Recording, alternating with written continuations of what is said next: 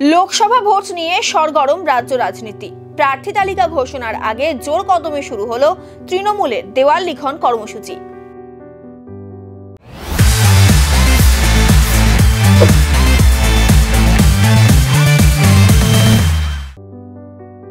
বুধবার সকালে শিলিগুড়ির প্রধাননগর ও হাকিমপাড়ায় দেওয়াল লিখন কর্মসূচি গ্রহণ করলেন শিলিগুড়ির মেয়র গৌতম দেব। এদিন দেওয়াল লিখন করে ভোট প্রচার শুরু করেন মেয়র গৌতম দেব বলেন, এখনো প্রার্থী তালিকা ঘোষণা হয়নি, তবে খুব তাড়াতাড়ি প্রার্থী ঘোষণা হবে।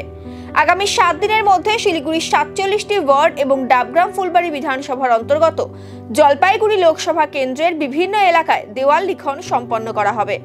আমরা এবছর মমতা ব্যানার্জিকে দার্জিলিং ও জলপাইগুড়ি লোকসভা কেন্দ্র জিতে উপহার দিতে চাই। এবছর হয় মরবো, না হয় জিতবো। ঘন্টা বাজিয়ে দিলাম। ক্যান্ডিডেট ডিক্লেয়ার হবে এক্সপেক্টেড এনি ডে। ইলেকশনও ডিক্লেয়ার হয়ে যাবে নিশ্চয়ই। ডাকবাম ফুলবাড়ির 2টো ওয়াল করলাম, গুরুম্বস্তির সাইডে একটা করলাম, এই ওয়ালটা করলাম।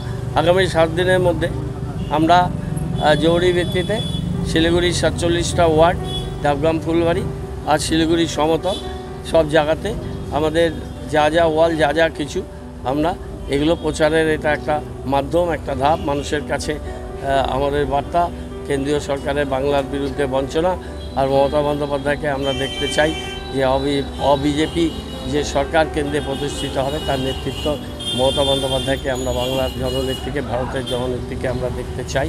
আমরা আমাদের দেয়াল লিখনের মাধ্যমে বাংলার বঞ্চনা, বাংলার ধারাবাহিক উন্নয়নকে ত্বরান্বিত করতে এই স্বৈরাচারী, ভ্রষ্টাচারী এবং বিভেদকামী এই শক্তিকে পর্যুদস্ত করতে, পরাস্ত করতে আমরা আহ্বান জানাবো।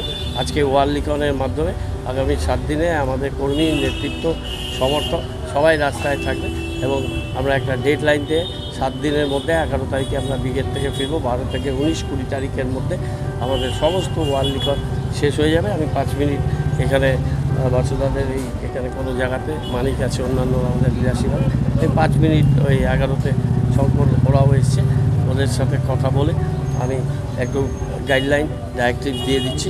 এটা আমি একটু কোঅর্ডিনেট করব। এবার ইলেকশানে আমরা লড়ব এবং আমরা জিতব।